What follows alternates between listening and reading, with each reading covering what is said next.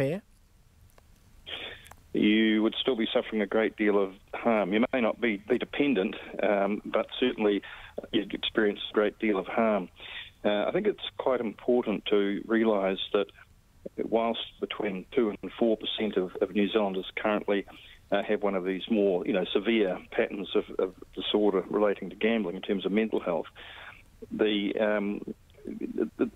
it's once quipped that to know alcohol was to know medicine, because it actually affects all, virtually every part of the body and it can manifest itself in all sorts of physical disorders and also contribute to other mental disorders.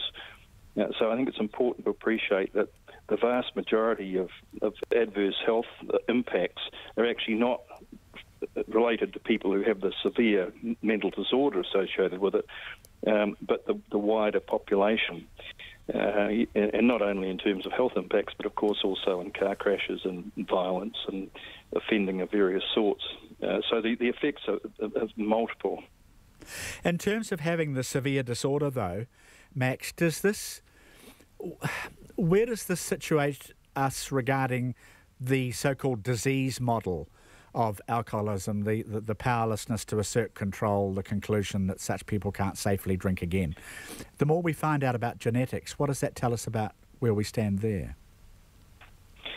Well, I think it's important, again, to note that these things are multiply determined. So the particular genetic structures that they actually identified explained a relatively small amount of their variance. But if you add them together, somewhere around 50% of variance in this more severe end of the spectrum in terms of these disorders does relate to inheritance. So certainly it is powerful. What the study also found was that the genetic underpinning of consumption was somewhat separate. There was some overlap, but not a lot, with people who develop a more severe disorder.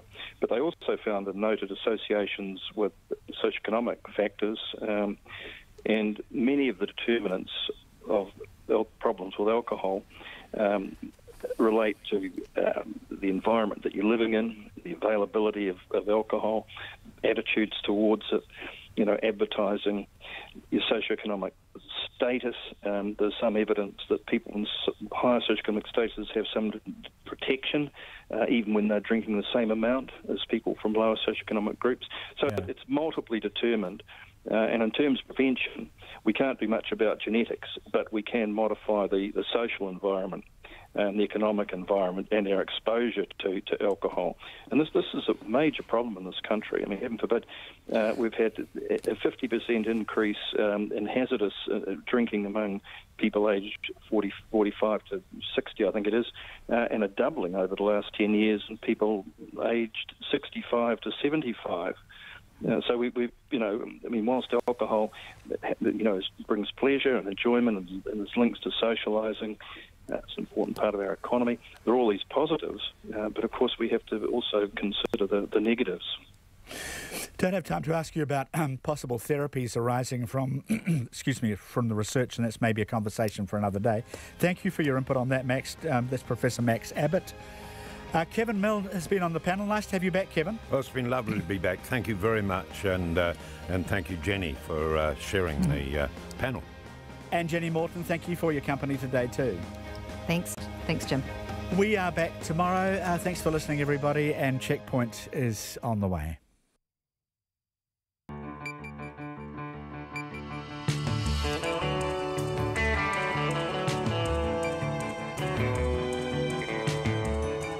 Kei te whakarongo mai koe ki te reo irirangi o Aotearoa. You're listening to Checkpoint. I'm Lisa Owen. On tonight's program, one of our most high-profile doctors lays down a challenge. Fix our effed up health system or I'll walk away from medicine. Lance O'Sullivan says his rage at another brown kid dying pushed him to post an expletive-laden gloves-off take on what's sick in health.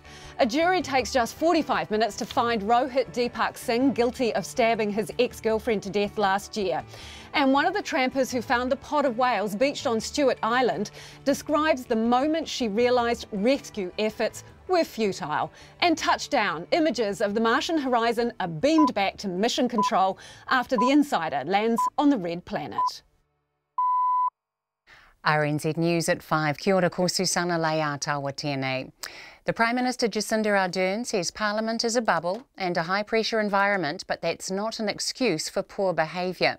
The Speaker, Trevor Mallard, has announced an external review dating back to October 2014 to uncover whether Parliament has a culture of bullying and harassment. Ms Ardern supports the review and says all workplaces have things they can improve on, and Parliament is certainly not immune. It is high pressure, there's long hours, there's no excuse though for that to result in poor behaviour, and so I think it's worthwhile to undertake this exercise. Jacinda Ardern. Staff will be able to take part in the review through a secure online survey, one-on-one interviews with the reviewer Debbie Francis by phone or face-to-face, focus groups and in writing. The Northland DHB says allegations that it failed to warn the public early enough about a possible meningococcal outbreak are completely unfair. The DHB is launching a free vaccination campaign next week for children under 5 and teenagers after 3 deaths from the new W strain of the disease. Its head of microbiology alerted GPs in May when the first cases appeared and advised colleagues in a newsletter to have their children vaccinated. But the Chief Executive, Nick Chamberlain, says a public warning at that point was not warranted. At that stage there were only 2 cases, neither of them fatal, in adults, and we on the 16th of May communicated with the Ministry of Health about our concerns and requested at that stage a local or a national vaccination campaign. The Northland DHB Chief, Dr Nick Chamberlain. The National Party is rejecting any comparison between a Young National Christmas event and an earlier Young Labour summer camp scandal. The website Newsroom says a teenage woman has reported inappropriate touching and behaviour by a member of the Young Nats following their Christmas drinks. The police have confirmed they are investigating a complaint. Earlier this year, a young man was accused of harassing 4 teenagers at a Labour youth camp. But National's President Peter Goodfellow says that is completely different.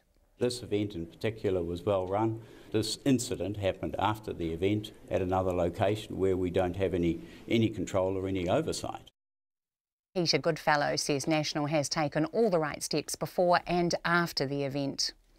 A jury has taken about 45 minutes to convict a man of murdering a South Auckland mother, Arishma Chand. Ms Chand, who was 24, was found stabbed to death in her Manurewa home just over a year ago.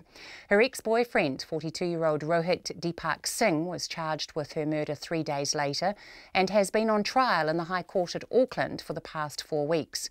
He will be sentenced early next year. A ranger who helped save 6 pygmy killer whales has described the process as overwhelming.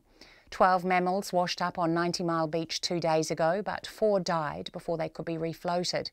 The Department of Conservation and 300 volunteers worked to refloat the remaining 8, but 2 had to be put down. The rest of the mammals are now hundreds of metres out to sea and swimming. Dock Ranger Jamie Werner says it was heartbreaking to lose half the pod. I am devastated, I'm overwhelmed, I'm exhausted, I'm happy, I'm everything. Just going to go home and soak it all in and take it in a bit, take a breath. Jamie Werner. Met Service is warning of severe thunderstorms and hail for the northern and central North Island this evening. Coromandel Peninsula, Waikato Bay of Plenty, Gisborne and Hawke's Bay are under a severe thunderstorm watch. The storms could bring up to 40 millimetres of rain an hour and hail up to 25 millimetres in diameter. And State Highway 1 at Kaikoura is shutting tonight because of forecast heavy rain. The highway will close from 8 o'clock between Oaro and Peketa, as well as between Clarence and Mangamonu. Plans are afoot to ban cars from Queen Street and other roads in central Auckland. Auckland councillors have voted unanimously to trial the idea next year after urban designers pitched their vision of an open streets vision for the central city. Councillors were overwhelmingly positive, and committee chairperson Chris Darby says he wants to see trials as soon as possible. I don't want to see a report come back in, a year. I'd actually like to sort of look towards March. I'd like to see a lower Queen Street, possibly high, one in Howick, one in Otahuhu, one in Henderson, and on a Sunday between 10 and 3, we just celebrate Auckland with an open streets plan. Chris Darby. It's 5:05. In sport, the Warriors halfback Shaun Johnson has reportedly requested an early release from his National Rugby League contract after talks broke down with club management. Johnson is unhappy the club hasn't shown interest in extending his contract beyond next season, and NZME reports he wants to play elsewhere next year rather than a 9th season in Auckland. Johnson had talks with the Warriors chief executive Cameron George and coach Stephen Kearney today, a day after venting displeasure on social media at the club's attitude. The Black Caps batsman Ross Taylor says there's still hope in saving the second test against Pakistan in Dubai. The New Zealanders collapsed dramatically on day 3 yesterday, bowled out for 90 in their first innings and forced to follow on before reaching 131 for 2 at stumps, still trailing by 197 runs. Day 4 starts in a couple of hours and Taylor will resume on 49 not out. He says the New Zealand batsman can cope with the Pakistan bowlers.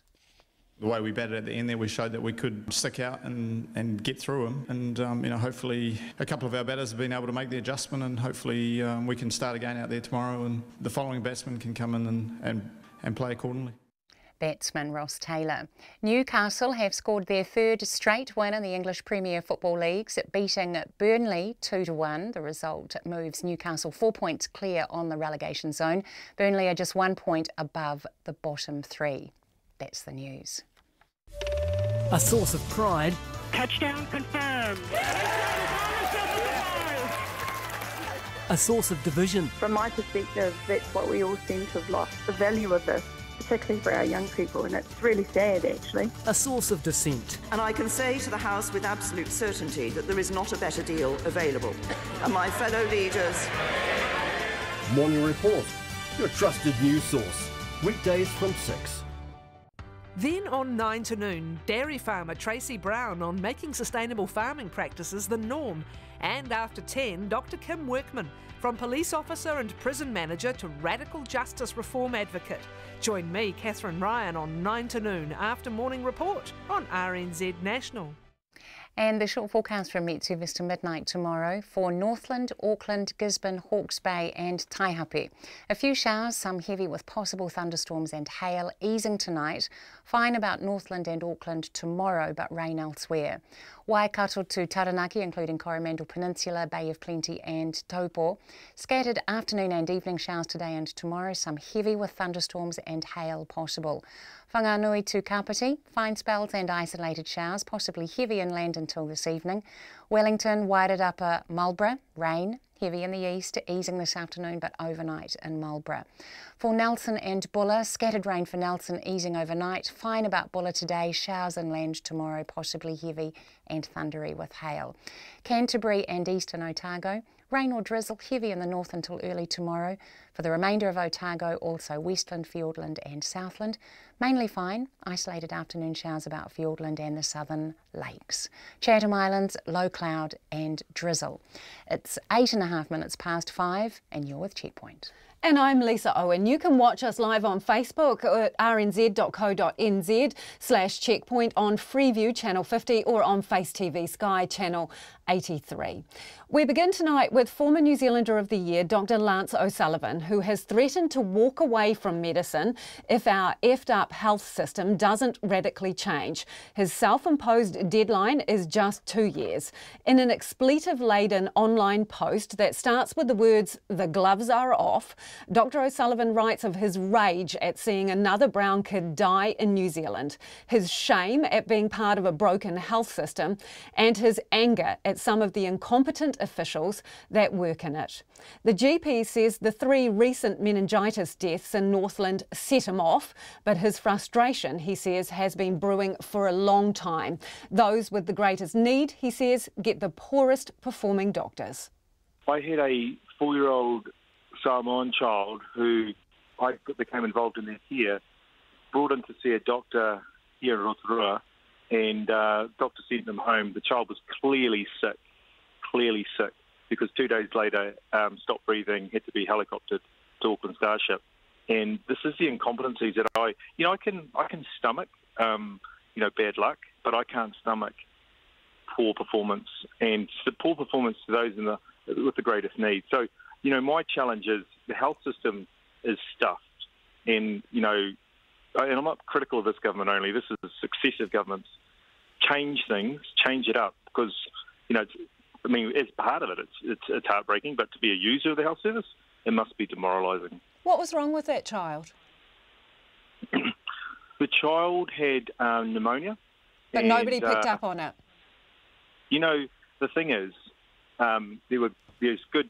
What I'm actually doing at the moment is nurses are very good at diagnosing problems. Sometimes what you get is doctors get in the way because the nurses diagnose this child's problem and see this child sick. The doctor saw the child, sent them home, and 2 days later, respiratory arrest, helicopter. So what's the deal? Are our doctors incompetent? Is that what you're saying, or what's going on? Yep. Yes, there are. There are doctors that are incompetent. And, you know, I mean, I'm always getting a hard time because I'm critical of the profession. But, you know, I'd love to see a Minister of Health in 10 years' time saying, you know, how 10 years ago you thought we needed 100% more doctors?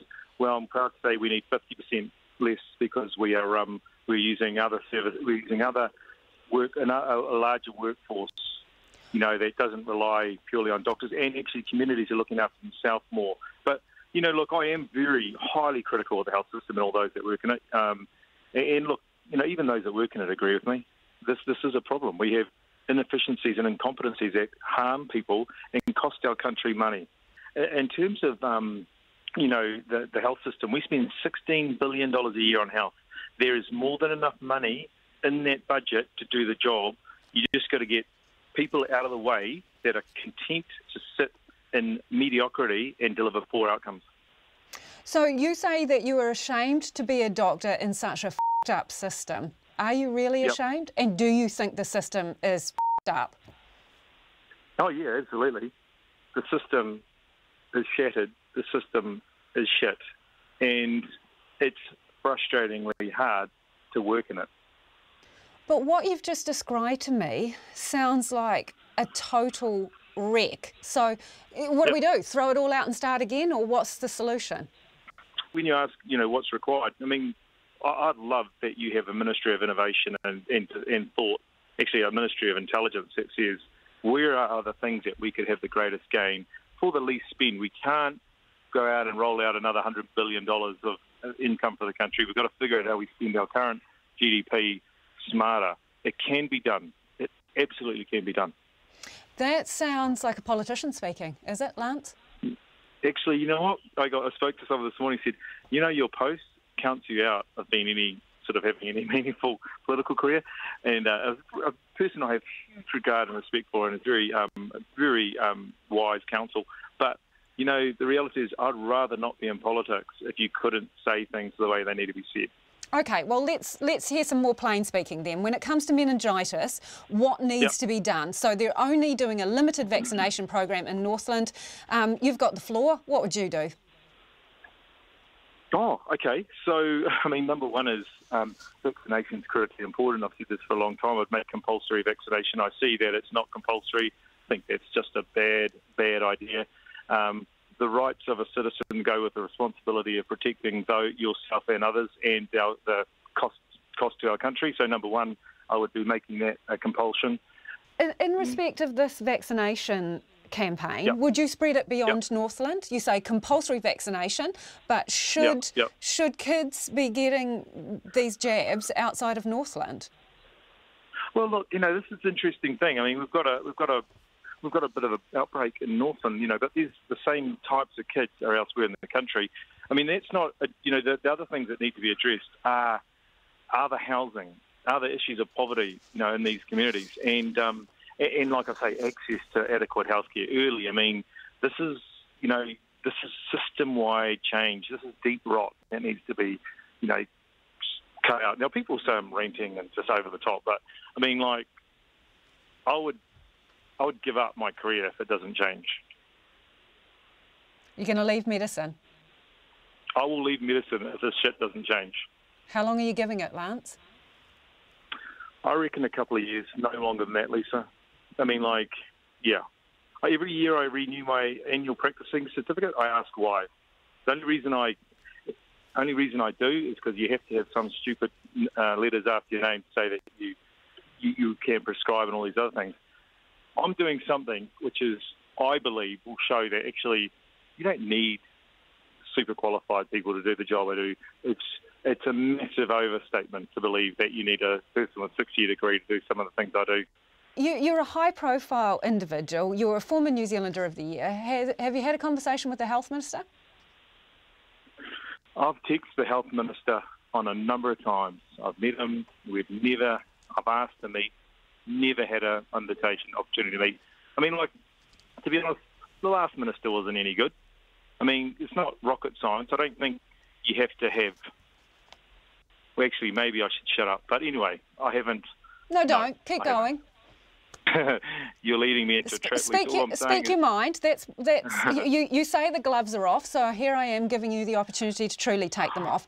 So you've texted David Clark. You don't think the last health minister was any chop, and David Clark hasn't got back to you. No, hasn't offered a meeting.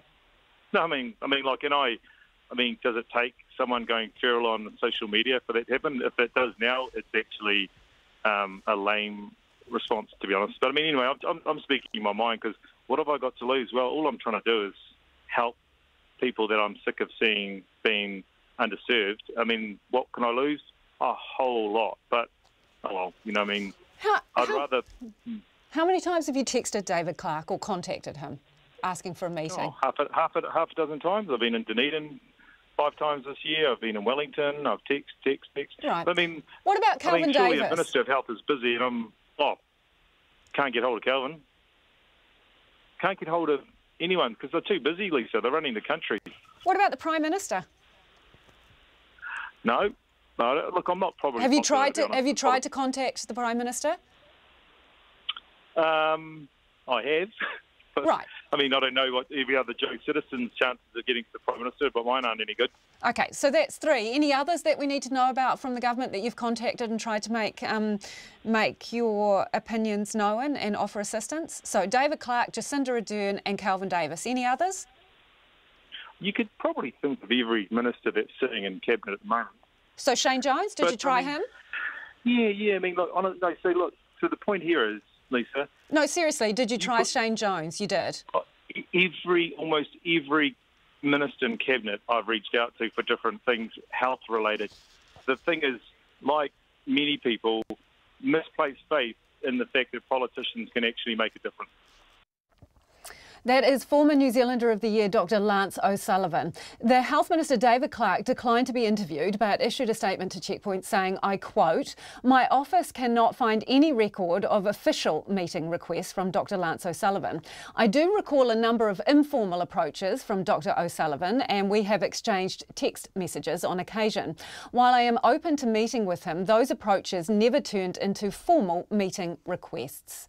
And we'll have more on this story from Lois Williamson Whangarei coming up. We'd also love to hear your feedback on what Dr. O'Sullivan was saying in that interview. You can text us 2101 or you can email us checkpoint@rnz.co.nz. It is 18 after 5. You're listening to Checkpoint and I'm Lisa Owen. A man described as a jealous, obsessive ex-boyfriend has been found guilty of murdering South Auckland mother Arishma Chand. Ms Chand was found stabbed to death in her Manurewa home on November 12 last year. Her ex-boyfriend, 42-year-old Rohit Deepak Singh, was charged with her murder 3 days later and has been on trial in the High Court in Auckland for the past 4 weeks. Our court reporter, Annika Smith, has been following the case and she joins us now. What happened in court this afternoon? Well, this afternoon, the jury came back after just 45 minutes of deliberations with a unanimous guilty verdict. When the verdict was delivered, Singh just stared at the floor. He was standing in the dock and he appeared relatively emotionless. Ms Chand's parents, who have been attending throughout the trial, were in the public gallery sitting together and they appeared quite relieved. So what has this case been about? So in a nutshell, the Crown's case has been that Singh was a jealous ex-boyfriend whose infatuation with Ms Chand drove him to kill her. Ms Chand met the defendant through her father, who had worked with him for a decade in Fiji. Now, these two men were very close. Ms Chand's father took the stand during the trial and said that he actually considered him to be a brother. Mr Singh and Miss Chand had a very brief sexual relationship in 2016 when she was boarding with him. She fell pregnant during their relationship but got an abortion and broke up with Mr Singh. Now, the Crown argued throughout their case that Mr Singh refused to accept this decision in the 15 months between their breakup and her death. And over the past 4 weeks, jurors have heard evidence of him messaging her almost daily on the on the app Viber, watching her from cars he borrowed from his friends, and he even went as far to get a tattoo of a picture of her on his chest. So he was basically stalking her, that was the evidence. Essentially. Yeah. So what happened on the night she was killed? So the night Miss Chand was killed, she had spent a night out at Sky City with her boyfriend, and they arrived at her parents' home in Meningitis. Her parents weren't home at the time, so she told her boyfriend he looked tired and that he should go home. She told him that she'd be fine alone, but shortly after he left, her parents got a call from her saying she was worried someone was outside. They told her not to worry, that they were on their way home, and they arrived 16 minutes later and found her dead, lying in a pool of blood. Gosh, that must be absolutely heartbreaking for them on a number of levels. What have the police had to say after the verdict was returned? The police officer that oversaw this case, Brett Shields, spoke to media outside the court after the verdict was delivered. He said that the family were relieved at the verdict and the time that it had taken, just 45 minutes, and said they were pleased themselves too. The family relieved. It's been an arduous trial for them. Family members have travelled from Fiji to be present. They've gone home now to spend some time with the daughter of the deceased, Alicia. She's 3 years old and has been left without a mum as a result of this tragic case. So what happens now? Justice Powell remanded Mr Singh in custody for sentencing next year. He'll be sentenced on Valentine's Day next year, which will be a year to the day that he left a bouquet of flowers on her doorstep in a bid to win her over after the breakup. OK, thank you for that. That's Annika Smith with some harrowing details there of the case involving Rohit Deepak Singh, who was found guilty, as you heard there, in just 45 minutes of murdering his ex-girlfriend. The Speaker, Trevor Mallard, has launched an external review to get to the bottom of whether bullying and harassment is rife at Parliament. But New Zealand First Leader Winston Peters says the only person who's been seriously bullied for a long time is himself, by the media. The review, which will also consider sexual harassment, will be led by Debbie Francis, who has conducted similar reviews at organisations including the Defence Force. Here's our political reporter, Joe Moyer. While Trevor Mallard says the idea of a review has been on his mind since he became Speaker, it's become more urgent in light of the bullying and sexual harassment revelations at law firm Russell McVeigh and incidents involving MPs. Earlier this year, Labour MP Meka Whaitiri was stripped of her ministerial portfolios following a physical altercation with a staff member, and former National MP Jamie Lee Ross was accused of bullying and sexual harassment by multiple women. The latter prompted the National Party to conduct its own review into the party's culture. Trevor Mallard says his review comes amid concern that many of the MPs coming into Parliament don't have the necessary skills and experience to run an office. I'm not confident that we have methods of properly supporting and educating members of Parliament and other people within the building to be good managers. You know, people have a variety of experiences in life. Some of them don't involve managing staff. Having been in Parliament for 30 years, Mr Mallard says he's seen a lot of culture change and notes the amount of alcohol consumed on the precinct has declined. But while we might have hit the back end of the 20th century, he says he's not convinced some attitudes have caught up. The Prime Minister Jacinda Ardern says all workplaces have things they can improve on, and Parliament is certainly not immune. It is high pressure, there's long hours, there's no excuse though for that to result in poor behaviour, and so I think it's worthwhile to undertake this exercise. A number of interviews will be conducted with party presidents, leaders, chiefs of staff, chief whips and MPs, but nobody will be identified in the final report. Debbie Francis says Parliament is a bubble environment, and she's well aware that robust debate and the odd loose joke is part of a healthy democracy. The way that we define bullying is repeated, intentional, inappropriate or offensive behaviour against an individual or a group that causes physical harm or emotional harm. That's what we're looking for. Staff will be able to take part in the review through a secure online survey, one-on-one interviews with Ms Francis by phone or face-to-face, focus groups and in writing. MPs, who may be subject to targeted or random interviews, are mostly on board with the review. Those spoken to were all happy to take part. I've got this position, I've never had any training in how do I look after staff. And I would have liked that training. Me personally, I'm very proud of the culture that we have. I think it's positive. I'm very sensitive to the fact that I ran a big company, I had 3,000 employees. Culture matters, and I think that we've got a very strong, healthy culture. But of course the Speaker's taken it from a parliamentary standpoint, because fundamentally these people are actually, parliamentary employees, and so he's got every right to have a look at that and satisfy himself that that the culture is okay. I think that bullying and harassment exists, unfortunately, in lots of different workplaces, and we can't pretend that Parliament is exempt from this. There's lots of people employed at this place, and so it's important that we make sure that we uphold the employment laws of this country and that we're good employers as well. The Greens have said for a long time that we're concerned about bullying in Parliament, and so we're really, really pleased to see the Speaker announce this review. I'm going to tell the female interviewer that the only person that's been seriously bullied around this place for a long time is one Winston Peters by people like you. The review is expected to be completed by April, when the report will be publicly released. From Parliament for Checkpoint, Jo Moyer. The National Party is facing questions over a Christmas drinks function held by its youth wing after the police launched an investigation linked to the event. The website Newsroom says a teenage woman has reported inappropriate touching and behaviour by a member of the group after the Young National event. Here's our political reporter Craig McCulloch. The Young Nats held their annual Christmas drinks at a bar in central Auckland last Tuesday, but it was after the function when the night allegedly turned sour. The website Newsroom reports a 17-year-old woman, there as a guest, went to a young man's nearby apartment with friends. She reportedly claims the man, a young Nat, grabbed her face and tried to kiss and grope her. She says he then chased her as she fled from the flat. The police have confirmed they're investigating a complaint. I think it's regrettable. That's the best way to describe it. But now it is in the hands of the police, and I'm sure they will do a thorough investigation. That's where it is now. Nationals leader Simon Bridges says his chief of staff told him about the complaint late Friday. He says the event was run responsibly and the complainant treated with care and encouraged to go to the police. Actually, the things were done right in terms of a health and safety plan on a licensed premises, IDing, food, cash bar, and then post it. Upon learning about it, the party has, I think, taken all of the responsible and I think caring steps that should be taken. The National Party's leadership team doesn't know who the man or woman involved are. They've been dealing with a separate member of the Young Nats.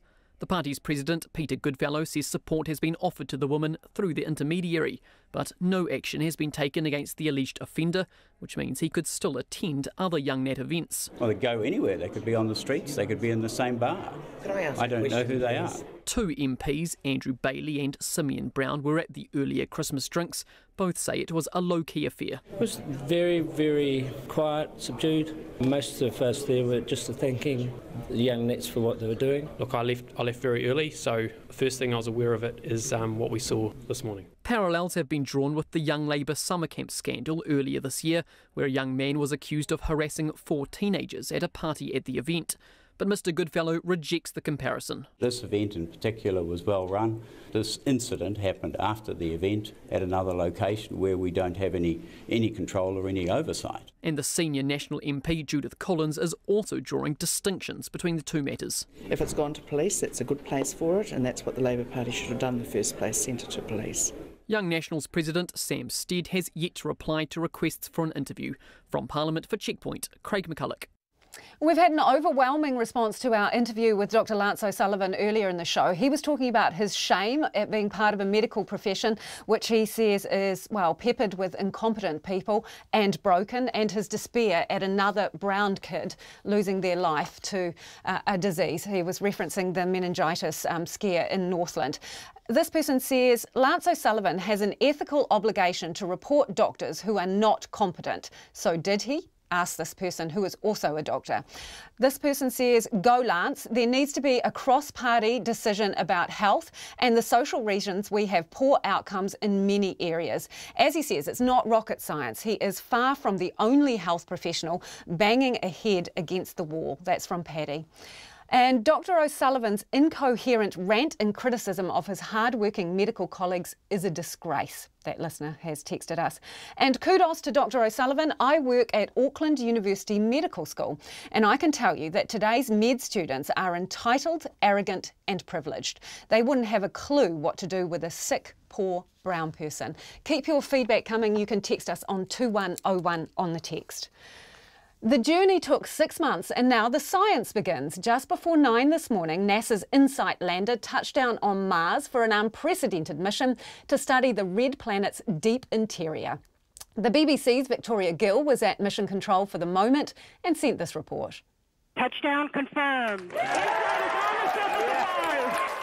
After a 6-month journey and a perilous descent, relief and joy at mission control. I am over the moon. It's like incredible. This is my first mission. I mean, I still feel nervous. Like I don't know, the adrenaline is still going through me, but like, we're on Mars. Marco worked, InSight worked. It was a soft landing. Everything was perfect, which is so rare. And now I just want more data. I want to see what's happening on Mars. NASA's InSight lander plunged through the Martian atmosphere at 12,000 miles per hour, touching down slowly and safely to send its signal home. InSight will carefully examine its surroundings so scientists can select exactly where to place scientific equipment. We're going to give Mars its very first checkup in 4 billion years, and we're going to do that by deploying the first seismometer to the surface of Mars ever, and that'll measure Mars quakes.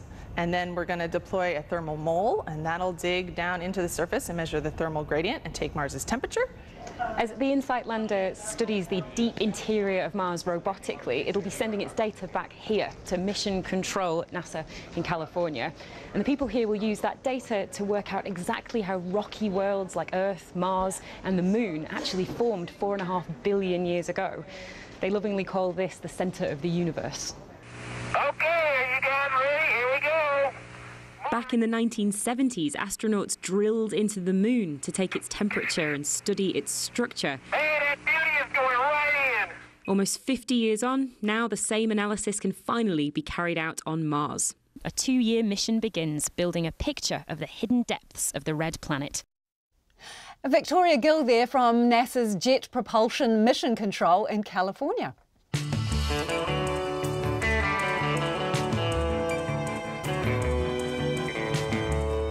Coming up, plans to ban cars from Auckland's Queen Street. A tramper describes the horror of stumbling across 145 stranded whales on a remote beach on Stewart Island. And the environmental superheroes cleaning up our water are set to move south. Remember, we would love your feedback. Text us 2101 or you can tweet us at Checkpoint RNZ, Facebook us Checkpoint or email checkpoint@rnz.co.nz. But first, here's Susanna with the headlines. A former New Zealander of the Year has threatened to walk away from medicine if the health system doesn't radically change.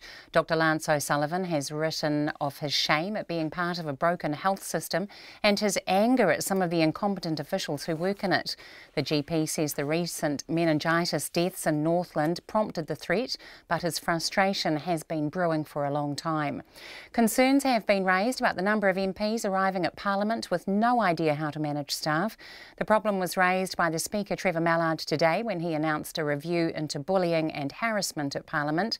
Mr Mallard says he isn't confident the right management training is in place for both MPs and staff working at Parliament, and his concerns have been echoed by MPs.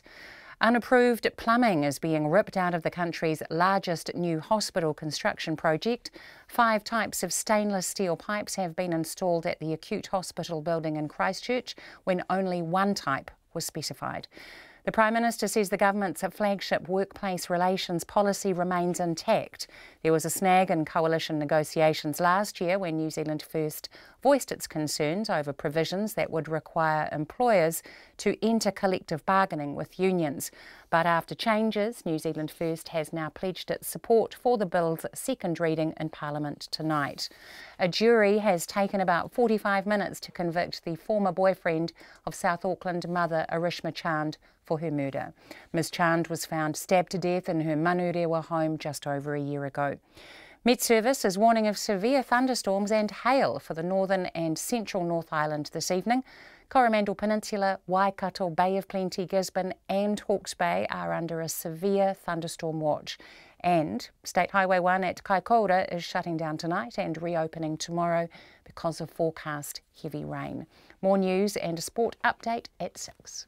You're listening to Checkpoint. It is 25 minutes to 6 and Nona Peltier joins us to update us on the business news. New trade numbers, Nona. That's right, new trade numbers, and they are record high. So what we had were imports hit $6.2 billion last month, and that's mostly because of the high cost of fuel and the lower New Zealand dollar. The combination really drove up the So it's not that price. We're getting more goodies, we're having to pay more for the same stuff? Well, yeah, I think that's probably the case. And also we're getting our exports. We did do well with our exports too, but not enough to offset that very large import build. So we ended up with a trade deficit, which was at an 11-year high, and that's really those surging oil prices that we saw last month, as well as that lower dollar. And we have seen that kind of scenario with the high fuel prices flowing through into the cost of imports as well, and there's been a bit of a downturn last month. The car auctioneer and finance company Turner's reported their first half today. They made a very good first half profit for the period ending in September, but they said that they got hit hard in October with sales down. You mean people not buying vehicles? Yeah. Just not buying them? And that's right. They said that basically there's been a downturn, especially in the Auckland market, and they think it's because of the high fuel prices. So it's they're saying that it's going to have an impact on their second half. So even though they made 28% gain in their first half to 12.8 million, they're saying, well, the full year profit could be hit by lower sales of imports. Yep. And the market today, what's been going on? Well, kind of exciting news this afternoon. One of the long-time leaders in Fonterra, former Chief Financial Officer and now the Chief Operating Officer of Fonterra's global consumer and food service business, stepped down. Yeah, he's leaving in January. He's going back to Europe, packing up and leaving. That's Lucas Paravicini, and he was a direct report to Teo Sparings, who left in August, and of course the chair who stepped down for health reasons in July. So it's a complete new team clean there. sweep. Yeah, really. Any reason given? Nope, other than he's leaving. That's it. And we asked for an interview, but they declined. So there you go. What can I say? Anyways, it's speculation what happens next, as there is always with Fonterra. Exactly. And so, yeah, the market, I suppose you want to know how it ended, right? And the dollar. Okay, so we ended down, up. 11 points. Yeah, 0.1% hardly, but still $8,674. Steady, you know, it's trading at 67.7 US cents, 93.6 cents Australian, and 52.8 pence. Thanks, Nona. That's Nona Peltier with our business update.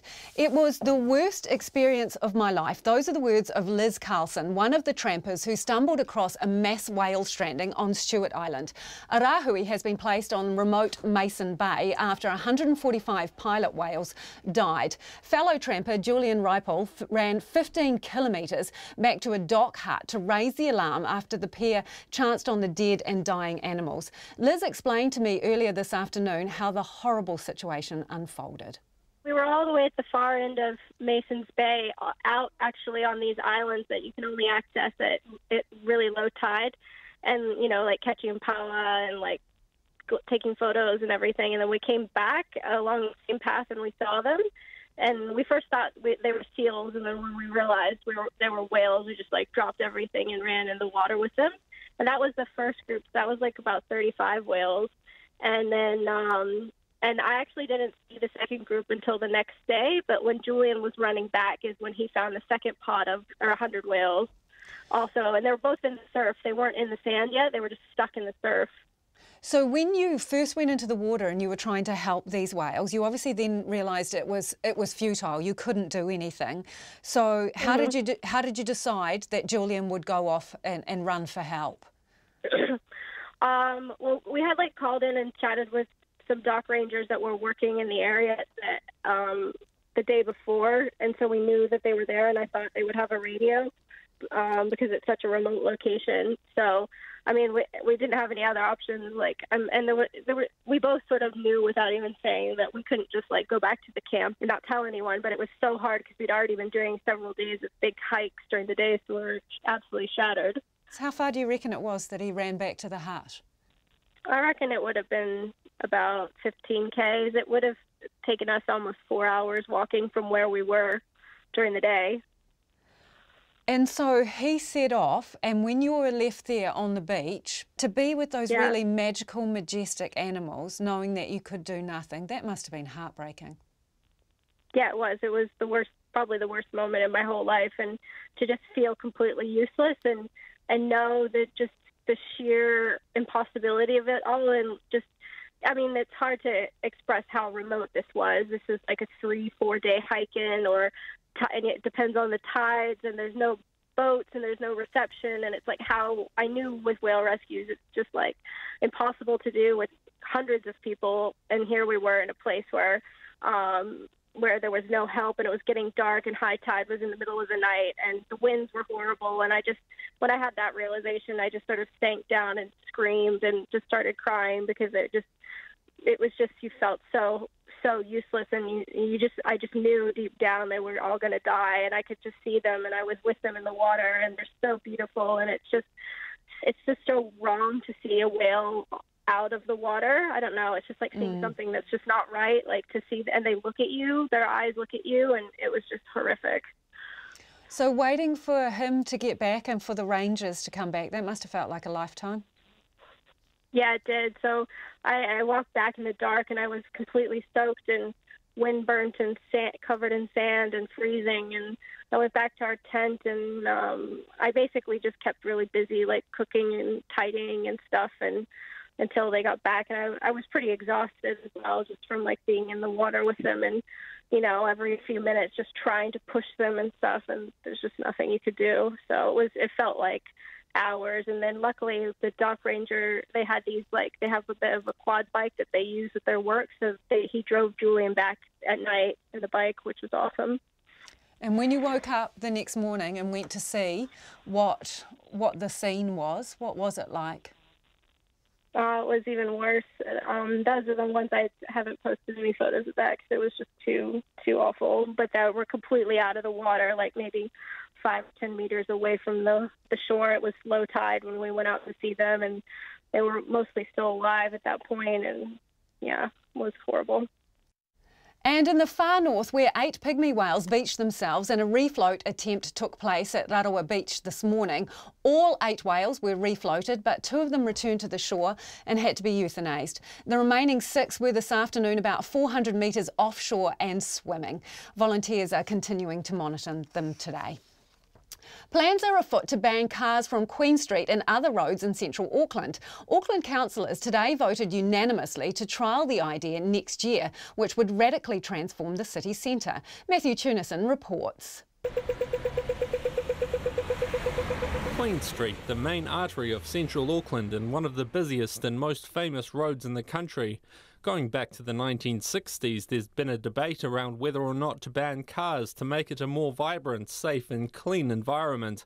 But the plans have never left the drawing board. With the country's largest infrastructure project, the City Rail Link, now well underway, and plans to build light rail from the city centre to the airport in the works, the council sniffs an opportunity to at last get things moving. A team of urban design specialists today pitched their vision for the central city to the council's planning committee. Principal urban designer George Weeks says the open streets plan would block Queen Street to all vehicles except buses, delivery vehicles and essential service vehicles like rubbish trucks. Over the next decade, public transport capacity will increase by up to about 370%, with rail, light rail, buses and ferries bringing tens of thousands of people into the city. access for everyone, prioritises free movement between zones for trains, buses and light rail vehicles. Federal Street and High Street are also being put forward as pedestrian-only roads, and Quay Street near the waterfront is a pedestrian-friendly road. Fundamentally, the heart of the Queen Street Valley becomes the most accessible place in the whole of New Zealand. By removing the discretionary layer of car traffic, you free up street space for other functions. It allows us to prepare the streets for light rail construction years before it's actually built, minimising disruption to business. Auckland Design Office General Manager Ludo Campbell-Reid says the plan has community backing. It was the #1 most publicly supported project in the City Centre Master Plan in 2012.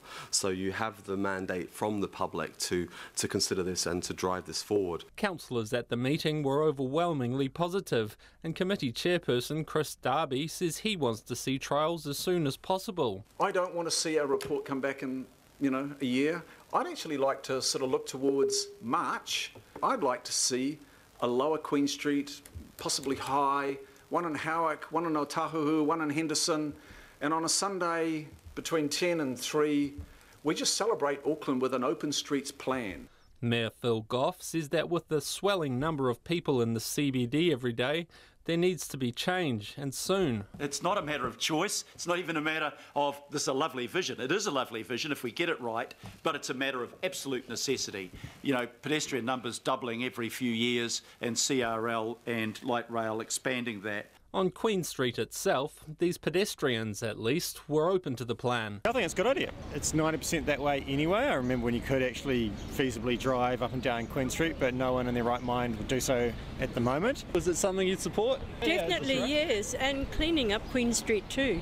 Where will the traffic go when it's all jammed up at rush hour down the bottom? I think for a portion of it would be a good idea. Maybe not the whole of Queen Street. The urban design team will come back to the planning committee next year with some concrete proposals. Mō te hōtaka o te ahi nei, ko Matthew Tunis and tēnei. And in breaking news, a number of you are getting in contact with us about an accident near Levin. The police have just issued this statement. Police are attending a serious crash on State Highway 1 in Oho, south of Levin. Crash occurred at about 4:50 p.m. and involved 2 vehicles, they say. 1 person has been critically injured and another 3 people are seriously injured. The road is currently blocked and motorists are being asked to avoid the area. And we'll bring you an update on that story as soon as we get it. New Zealand is investigating allegations that Niue's premier has illegally made himself the sole beneficiary of his country's state-owned enterprises. Concerns were raised in Wellington earlier this month by opposition MP Olaf Jacobson, Niue's former High Commissioner to New Zealand. Mackenzie Smith reports. Companies Office records show 3 of Niue's 7 state-owned enterprises list the Premier, Sir Toki Talangi, as the sole shareholder. Another is held by his cousin Billy Talangi, Minister for Social Services, while there is no publicly available information for the other 3 companies. Olaf Jacobson says this is a conflict of interest not disclosed by the government. It's definitely unlawful.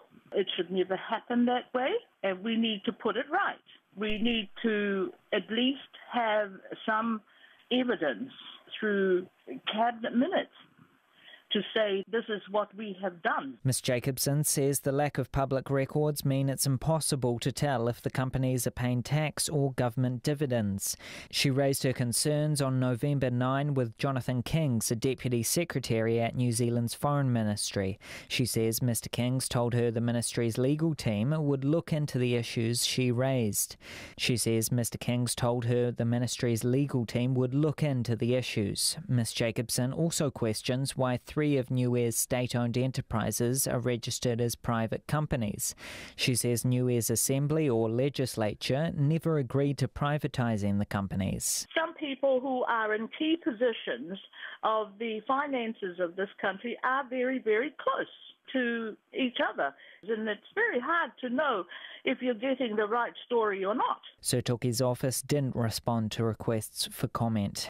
New Zealand is providing more than 70 million New Zealand dollars in aid to Niue over the next 3 years. In a statement, a Foreign Ministry spokesperson says it's aware of Ms Jacobson's concerns. While we actively work with the government of Niue to improve and strengthen its self-governance capability, this is ultimately a matter for the government of Niue as a self-governing nation. But the concerns come just months after New Zealand warned Niue over its accounting processes.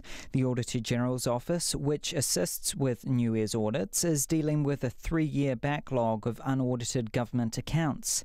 In July, it said it had found unexplained revenue shortfalls of more than $500,000 and a budget blowout of more than $800,000 in 2015. It's unclear if there were further breaches because of the lack of accounts. A team of auditors arrived in Niue last week to continue work. For Checkpoint, Cor Mackenzie Smith, Tēnei.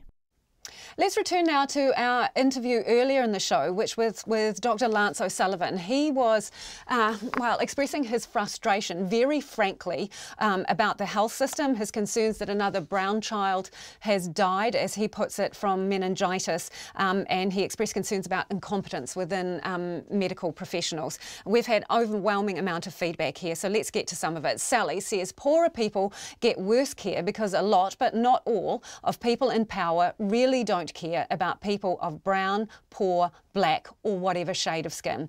Sally says, especially if they are poor, our whole country needs to have a better outlook and kinder hearts.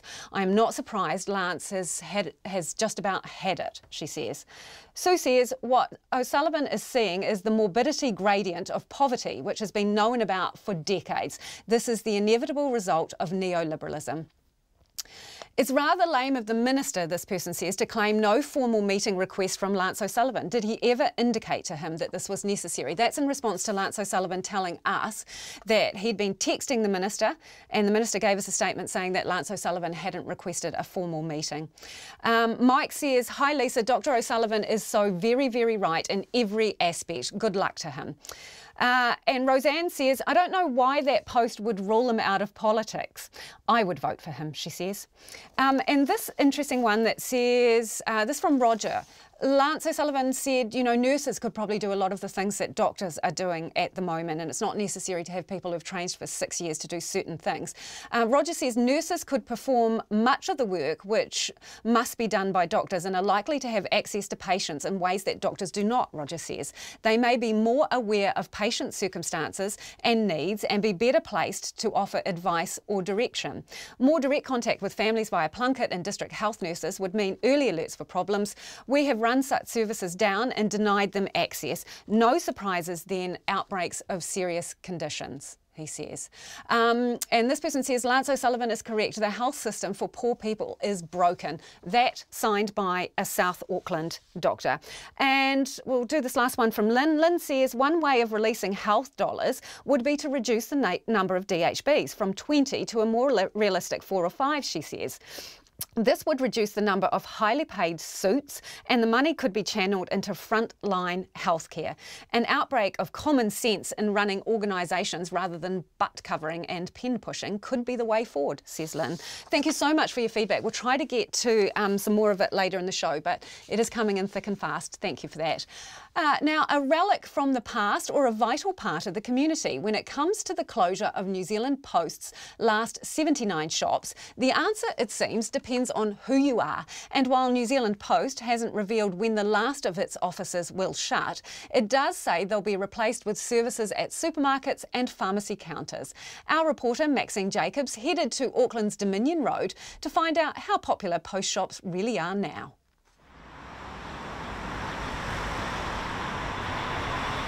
Over the course of 2 hours, more than 100 people visited the post shop on Dominion Road, showing the demand for snail mail and other services is still going strong. Posting all the Christmas mail. All my postage throughout New Zealand and Australia. Change of ownership in business. I have a PO box and I use Kiwi Bank. Mainly for getting road users and posting our calendars. I normally post Christmas presents because my family live in Christchurch. To buy a prepaid A4 envelope. Paying a few bills. But paying a few bills or sending Christmas cards in the future is about to change. Among the customers here today is Bronwyn Watkins. She uses the post shop to pay her bills and post parcels, and she's not happy. I'm appalled that they're closing the post offices. You can see how many people are in here today. Where do we go when the post offices close? The postal service needs to stay open, especially for older people like myself. It's essential. And she's not the only one worried about the changes. Well, I don't like it because I've got to go further and further to post my mail. I've got to get a ride there. I can't just walk down to the local one. Well, as usual, there's a huge queue at the post office, so I don't see why they're closing it down. Well, there are marvellous staff here. They are so helpful, and to put it into a supermarket is much busier. This is dedicated to people who don't use computers or who are a little bit slow, and they help you pay your bills, post your essentials, and they're jolly decent. But Mark, who uses the Dominion Road and Silverdale post shops for his PO box, says he'll support the closures as long as there isn't a change to services. If they can run more efficiently by having franchises rather than operating their own post shops, can only save postage, which is ridiculous now at $1.20. Aucklander Tony Scott is also backing the move and says people should get with the times. It's the modern way, I suppose. If they went in with a big franchise, New World or Countdown, and they have enough places, it probably makes a bit of sense. If they had a lot of parking, it'd be easy still to get in there and you could get other things with it. But as long as they keep the service up. Some customers, however, told RNZ that moving post shops may cause that demand to drop, especially if the services aren't as easy to access. And they say with Christmas coming up, it may prove difficult to send their gifts overseas if their local post shop gets the axe. For Checkpoint, Maxine Jacobs. The pioneering work to restore mussel beds to the Hauraki Gulf is to be replicated in the Upper South Island, where commercial fishing decimated stocks last century. Revive Our Gulf is moving dozens of tonnes of green-lipped mussels from the Coromandel farms to new homes on the seafloor north of Auckland, where they act as environmental superheroes cleaning up the water. And now other community groups in the Marlborough Sounds and Tasman Bay are to follow their lead. Joanna McKenzie went to see the operation in action. With dawn just breaking over the Mahurangi Harbour, just south of Warkworth, work has already begun to shift 10 tonnes of mussels from their overnight storage tanks. Marine scientist Karina Sims-Smith, who's coordinating the project for Revive Our Gulf, says they have to be really careful about biosecurity. So when they arrived last night, they went into the freshwater tanks and they've had to sit there for an hour and a half to make sure that any possible fragments of attached pests are killed in the fresh water. The mussels themselves are much hardier. They can just close up and they won't get affected by the fresh water as much as the pests. And then we put them in the seawater so that they're not stressed overnight. The mussels, donated by the North Island Mussel Company, are then lifted by truck and crane onto barges ready to be dropped into the water. It's a short ride out into the middle of the Mahurangi Harbour, where a team of volunteers shovel the mussels into the water at a carefully selected location. Dr. Sims-Smith says as the mussels drop to the seabed, amazing things start to happen. So once they hit the bottom, they'll open up and start breathing again and probably take a bit of a rest because they've been out of the water for a while, and then they'll start sensing their environment and crawling around, and they like to find one another and clump together. The original Hauraki Gulf mussel beds covered 1,200 square kilometres of the sea floor, but were almost fished to extinction in the first half of the 20th century. Revive Our Gulf and University of Auckland scientists have been studying the effects of reintroducing the beds, and the results are impressive. One tiny mussel is able to filter and clean the equivalent of one full bathtub of seawater in a single day, create nurseries for young fish and stabilise the seabed. Peter Van Kampen, who's out helping shovel mussels, says while their effort won't be enough to get the mussel beds back to their former glory or fix pollution, it's a start. Is the amount of mussels that we're putting in at the moment enough to do it? Probably not, but it's a start. And once we kind of understand how to better restore and how to encourage natural recruitment from the restored beds or to the restored beds, hopefully we can get that happening within the Hauraki Gulf. University of Auckland marine biologist Andrew Jeffs, who's been tracking the effects of the mussel bed restoration and helping the South Island groups, says it's a pioneering project and it's inspiring the Marine Farmers Association of Marlborough Sounds and a group from Nelson Marlborough Institute of Technology to follow suit. There is strong community interest in the Marlborough Sounds and also in Tasman Bay, and we're pretty close to launching with putting mussels back into those areas on an experimental basis. So within the next year we'll see activity happening in those areas. Meanwhile, the work in the Hauraki Gulf will continue, with the next 10 tonnes of mussels due to be delivered to the Mahurangi Harbour this Thursday. For Checkpoint, ko Joanna Mackenzie Aho. A little bit more of your feedback now on our interview with Lance O'Sullivan. This from Gordon Royal. It is refreshing and rare to hear someone in a position of power and responsibility speaking forthrightly and from the heart. As a doctor, I'm proud to be remotely a colleague of Lance and to be living in a country where discussions like this are still possible. Whatever side you are on, constructive debate starts with passionate honesty and objective conversations, this person says. That's from Gordon. Thank you, Gordon. And this from Tim. Thank you for your interview with Dr. O'Sullivan. It is interesting that he finds it easy to call people incompetent. Does this mean he has never made a clinical error? Has his messianic complex finally imploded, says Tim. This one from Barbara here says, Lance O'Sullivan is speaking the truth. Many health professionals are afraid to hear it. I've been nursing in primary healthcare for many years. I too feel frustrated. Politicians do not get the sense of where Lance is at or what many nurses like myself are trying to get across. RNZ News at 6. Good evening, I'm Susana Leatawa. A former New Zealander of the Year, Dr. Lance O'Sullivan, has threatened to walk away from medicine in 2 years if the health system isn't radically improved. Dr. O'Sullivan has written of his anger and shame at being part of a broken health system. The GP says the recent meningitis deaths in Northland set him off, but his frustration has been brewing a long time. Dr. O'Sullivan told Checkpoint those with the greatest need get the poorest performing doctors. I had a 4-year-old Samoan child brought in to see a doctor here in Rotorua, and doctor sent them home. The child was clearly sick, because 2 days later, stopped breathing, had to be helicoptered to Auckland Starship. You know, I can stomach, bad luck, but I can't stomach poor performance. Former New Zealander of the Year, Dr. Lance O'Sullivan. The Health Minister, David Clark, declined to be interviewed, but said in a statement he is open to meeting Dr. O'Sullivan. Concerns have been raised about the number of MPs arriving at Parliament with no idea how to manage staff. The problem was raised by the Speaker Trevor Mallard today when he announced an external review into bullying and harassment at Parliament. Here's political editor, political reporter Joe Moyer. Mr Mallard says the review, which will date back to October 2014, will be carried out by an independent external reviewer, Debbie Francis. He says he isn't confident the right management training is in place for both MPs and staff working at Parliament, and his concerns have been echoed by MPs who say they would like more direction as part of their induction. Mr Mallard says bullying and harassment are unacceptable in any workplace, and the review is designed to work out what can be done to improve the culture at Parliament. Staff will be able to take part through a secure online survey, one-on-one interviews, focus groups and in writing. From Parliament, Joe Moyer. A jury has taken about 45 minutes to convict a man of murdering a South Auckland mother, Arishma Chand. Ms Chand, who was 24, was found stabbed to death in her Manurewa home just over a year ago. Her ex-boyfriend, 42-year-old Rohit Deepak Singh, was charged with her murder 3 days later and has been on trial in the High Court at Auckland for the past 4 weeks. He will be sentenced early next year.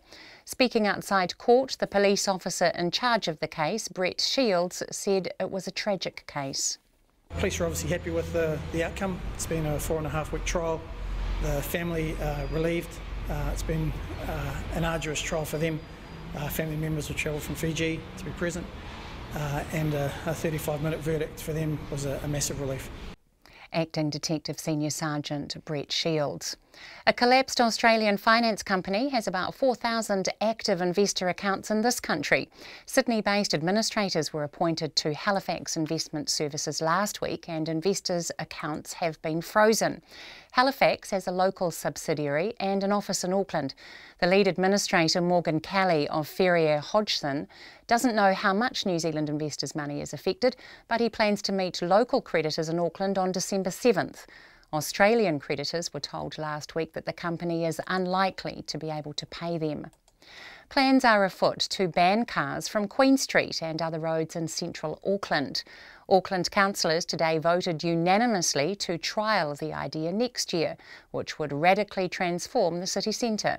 Matthew Tunison reports.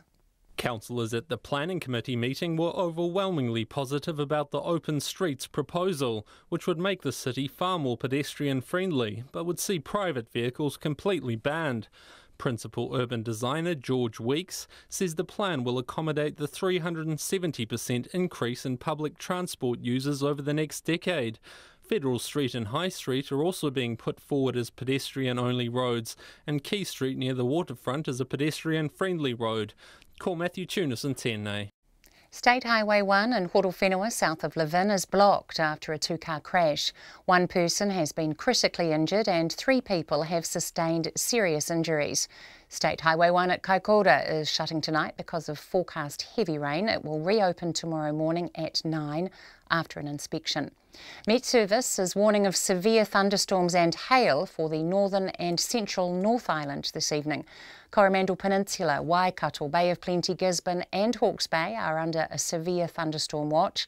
The storms could bring up to 40 millimetres of rain an hour and hail up to 25 millimetres in diameter.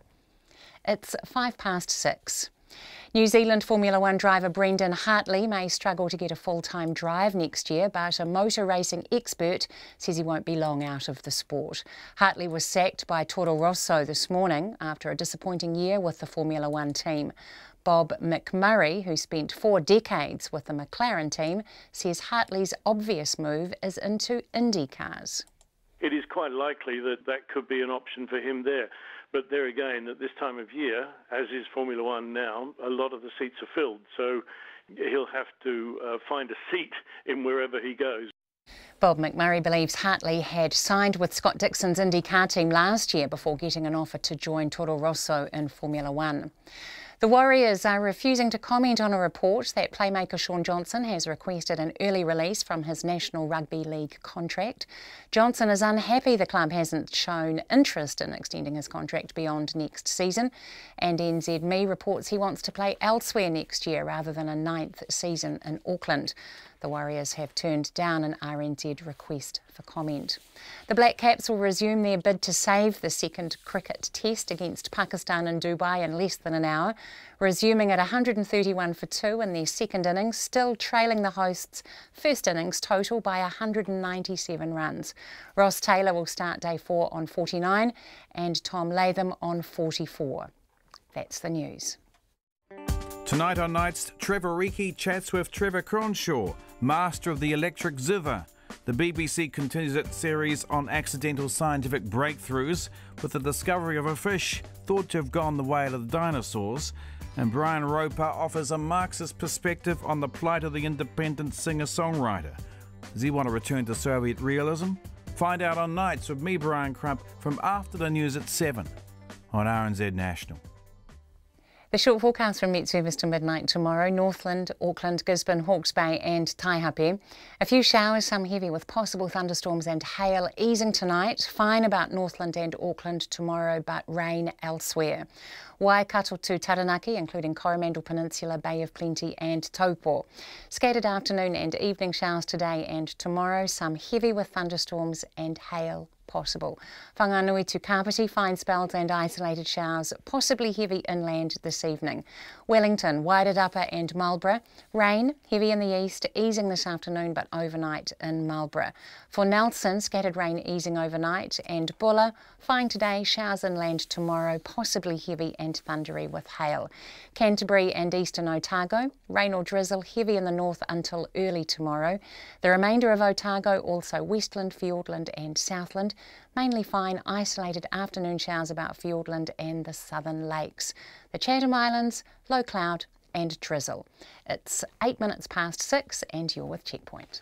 And I'm Lisa Owen. An emergency vaccination program targeting a deadly meningococcal strain will roll out in Northland next week, more than 6 months after the District Health Board first raised concerns about the illness.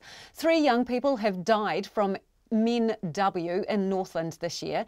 The head of the DHB says they contacted the Ministry of Health back in May after noticing several cases in the area. So far, the Ministry has funded just over 100 vaccines for the Northland region. It is now gearing up to immunise 20,000 young people over the next few weeks. Lois Williams reports.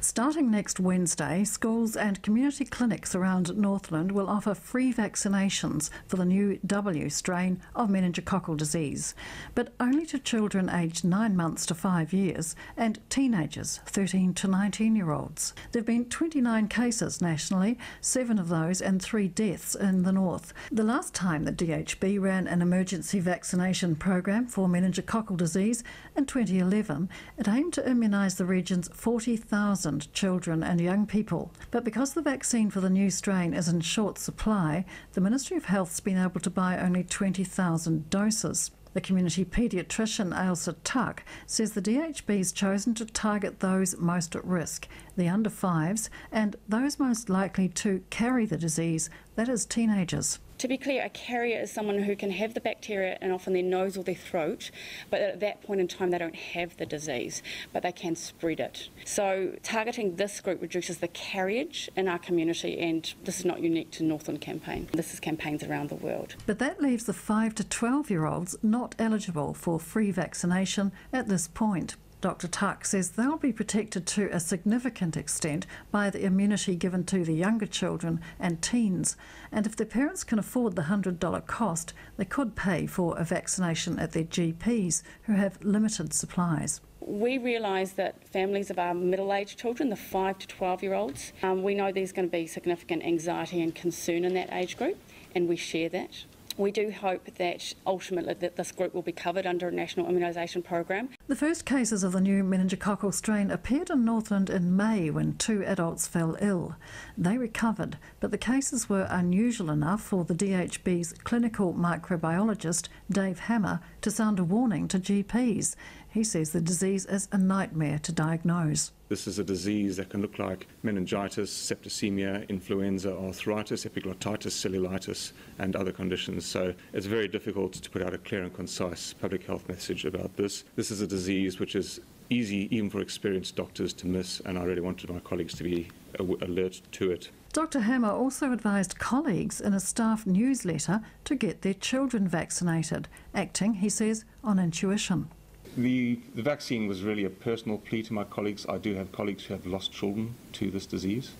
And that's drawn some criticism. If it was good enough to warn medical staff, why not the public back in May? The DHB Chief Executive, Nick Chamberlain, says Northland sees up to 20 meningococcal cases a year. And a community outbreak is classed as 3 cases of the same strain, unconnected, in a 3-month period. But he says the DHB did relay its fears to the Ministry of Health. At that stage there were only 2 cases, neither of them fatal, in adults, and we on the 16th of May communicated with the Ministry of Health about our concerns and requested at that stage a local or a national vaccination campaign. Dr Chamberlain says it's going to be a challenge to vaccinate 20,000 children and young people before Christmas, with schools about to break up for the year and many students already on study leave. I want to really urge all parents and caregivers to have their children vaccinated, no matter what their beliefs are regarding vaccination, as this is the only way to prevent this disease. Northland DHB is posting details of the community clinics on its website, and the free clinics will be open from next Wednesday, 7 days a week for the following 3 weeks. For Checkpoint, Lois Williams. To Ukraine now, where President Petro Poroshenko has declared 30 days of martial law in parts of the country following a tense confrontation with Russia. Russia is facing sharp international criticism after it seized 3 Ukrainian vessels and 23 crew. The clash was off the coast of Crimea, annexed by Russia in 2014, where Russian Coast Guard ships opened fire before special forces stormed the Ukrainian vessels. Ukraine says it's an act of aggression by Russia, but Moscow says the ships had illegally entered its waters and will not be released. From Moscow, the BBC's Steve Rosenberg reports. Off the coast of Crimea, Russian border guards on collision course with the Ukrainian Navy. The Russians target a tugboat. The hint is less than subtle. Later, Russian forces shoot at, then seize the tug and 2 other Ukrainian vessels. This apparently a mayday from a Ukrainian sailor as the Russians storm his boat. A Russian replies. The vessels were towed to Russian-controlled Crimea. 23 Ukrainian servicemen have been detained. After the dramas at sea, the political battles over who's responsible. Moscow's reaction: don't blame Russia. Officials here have been presenting what happened as a Ukrainian provocation in Russian territorial waters. Well, Ukraine rejects that and insists this was an act of aggression against its navy. On the streets of Kiev, they agree. Death to Russia, he shouts. Protests and pyrotechnics outside the Russian embassy. Ukraine's president, Petro Poroshenko, called for 30 days of martial law in parts of the country. Meanwhile, at the United Nations, this warning for Moscow. The United States will maintain its Crimea-related sanctions against Russia. Further Russian escalation of this kind will only make matters worse. To some, the incident is a reminder of just how dangerous the Russia-Ukraine conflict is. The war continues to be live, and the war could escalate any moment, while endanger the relationship between Russia and the West. At sea and in the sky, Russia has sent a clear message to Ukraine and to the West. Don't mess with Moscow. And that was Steve Rosenberg from Moscow. You're listening to Checkpoint. It is 6:15.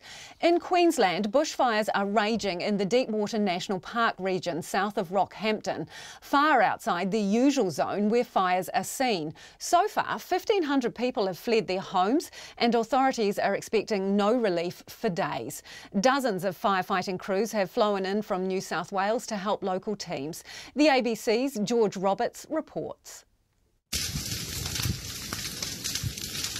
Even from a safe distance, the blaze can be heard eating its way through the bush. Baffle Creek resident Patty McEwen is one of the scores of people forced to leave their homes behind. We were going to stay. We put sprinklers on and we were going to try and, tough it out. But then the fires came in and they said, you better get out of here. If you don't go now, you won't be able to get out. So we said, OK, let's go. Bruce Evans from Deepwater is another of those roughing it until the threat passes. So we left yesterday and we spent last night down at the Baffle Creek Sports and Recreation Ground. But the hardest thing I've done in a long time because it's many a year since I've had to sleep in the front seat of the ute and eaten by the mosquitoes. He fled his home as the fire was bearing down. We were just about to leave anyway because it was starting to look dangerous. And we said, it's time to go. And at that moment, the police and fireys drove in with sirens screaming and saying, get out, get out, get out now. So we did. Evacuees have told of the roar as the fire approached their homes. In a state better known for cyclones and floods, the Queensland Premier Anastasia Palaszczuk says it's highly unusual for the area to see bushfires. It's the kind of thing you hear about in Victoria and parts of New South Wales. It is very uncommon for it to be as far north as central Queensland. About 100 firefighters have flown in from New South Wales, and Anastasia Palaszczuk says Victoria's also sending some reinforcements. Our firefighters are really stretched to the limit. They're doing the best they possibly can. But as you can appreciate, this is a very intense fire, and we need to make sure that our workers get the rest that they need. A Boeing 737, the first passenger jet to be converted to dump water on fires, is also being used. The pilot is John Gallagher. Our tank system carries a little over 15,000 litres of fluid, and it can be water like we're carrying up here to the fires here. It can be gel, which is a water enhancer, or it could be retardant. We will take that full amount to the fire, and we can drop all of it at once, or we can drop any increment of it. The intensity and threat the blaze poses isn't lost on locals. Bruce Evans again. The fires are so unpredictable, nobody knows where they're going next. There's so much wind change and wind direction change that it's fine one moment and the next moment you're in trouble. At least he won't have to sleep in his ute tonight. No, we've got a mattress tonight. I'll sleep on the ground with dog. And controversial planned changes to employment relations are a step closer to becoming law. And business leaders say the latest version of the bill is much more palatable than it was initially. The Employment Relations Bill has just passed its second reading in Parliament.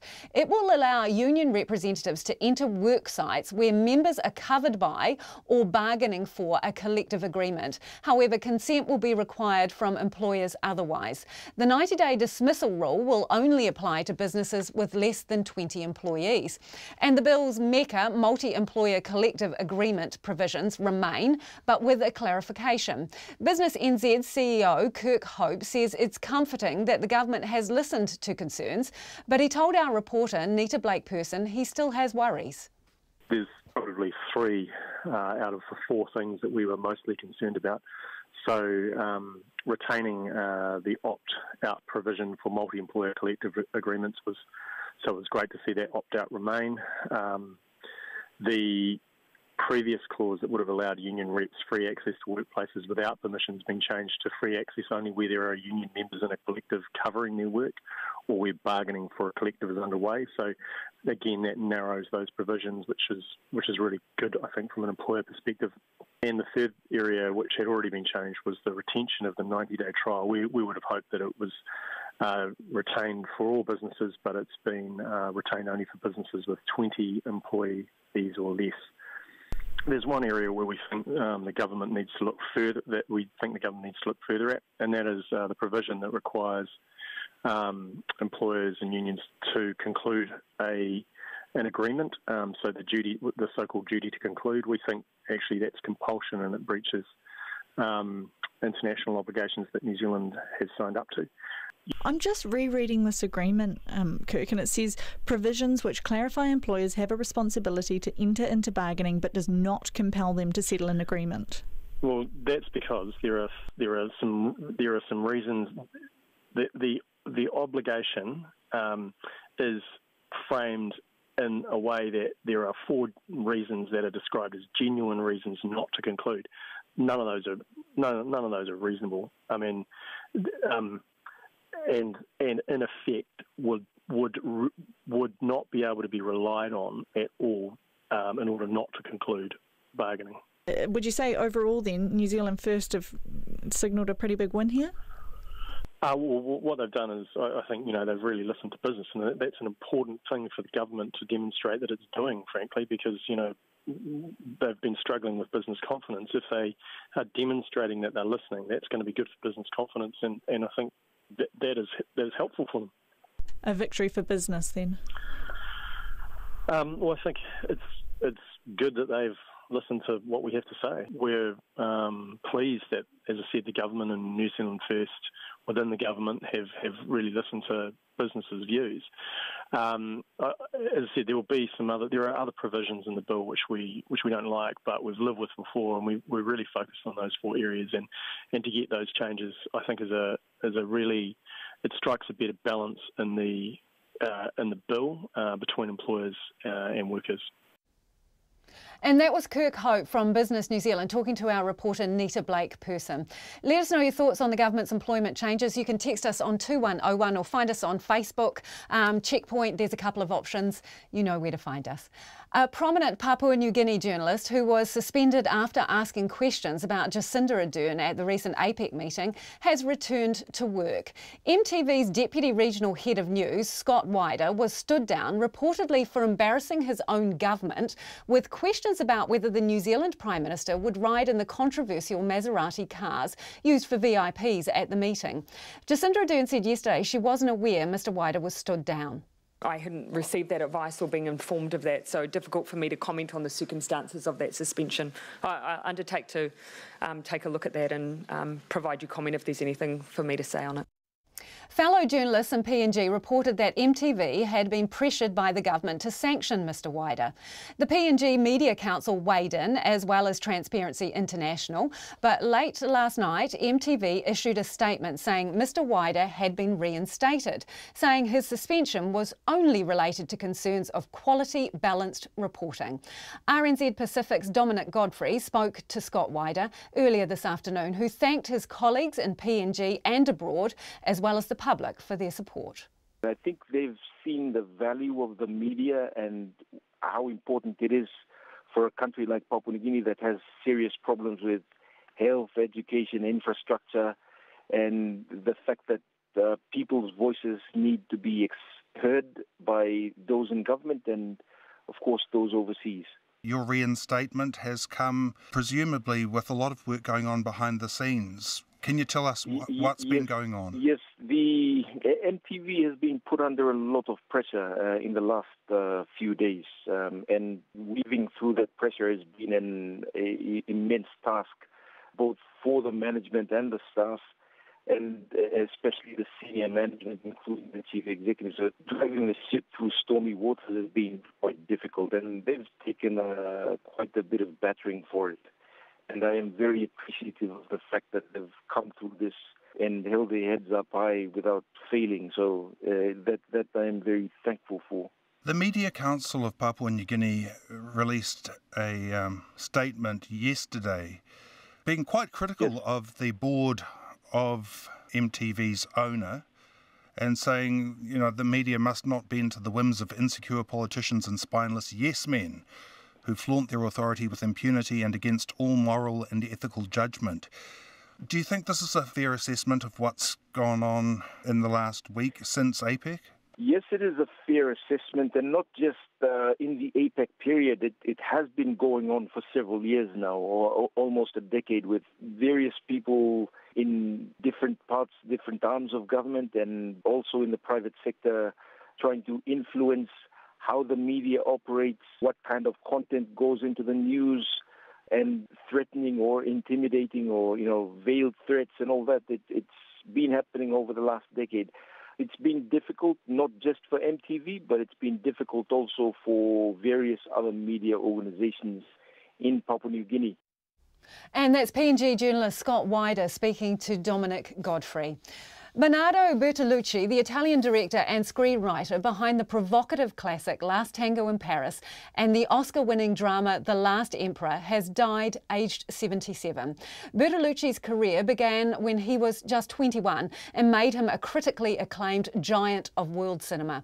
The BBC's Colin Patterson looks back on his life.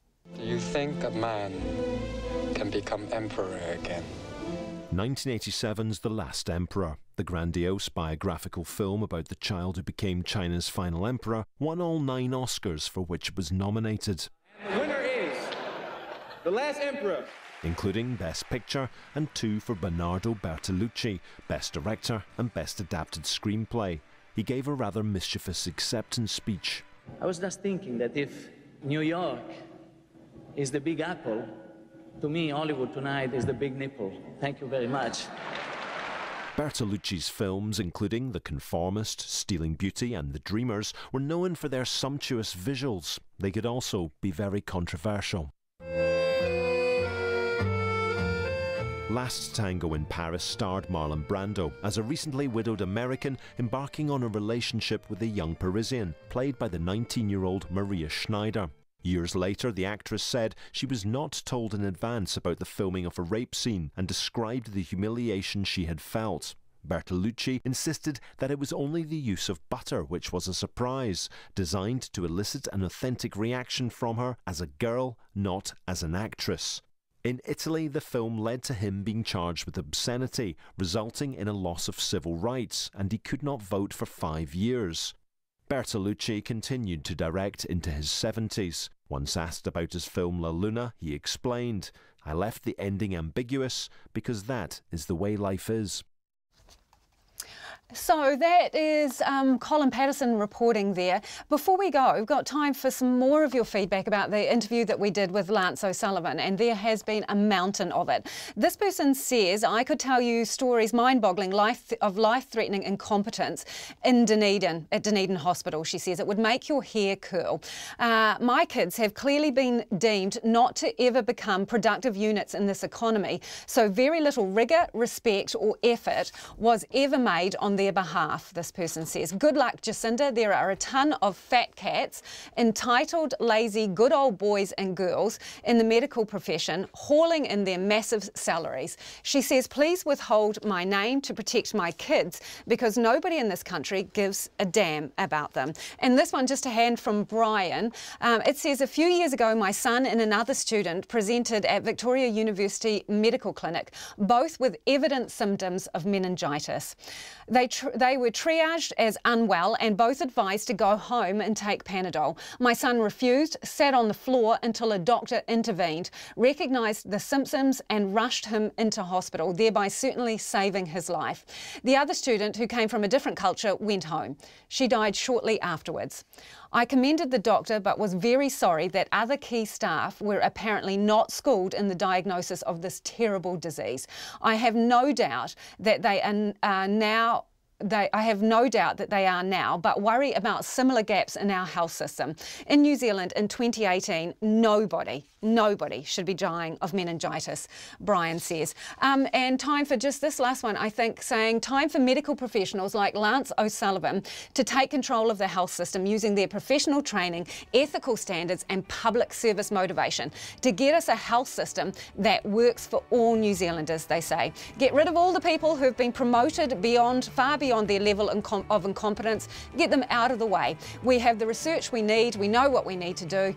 Let's get on, basically, and do it, says Dawn. Thank you for your feedback. Sorry if we couldn't get to it. It has been an overwhelming amount this evening. That is Checkpoint for tonight. Thanks for joining us, and we will catch you again tomorrow. RNZ News headlines at 6:30. A former New Zealander of the Year says he'll walk away from medicine in 2 years if the health system doesn't radically improve. Parliament Speaker says he's concerned at the number of new MPs who don't know how to manage staff. The National Party insists it took all the right steps over its youth wing's Christmas drinks. A teenage woman has reported inappropriate behaviour by a member of the Young Nats.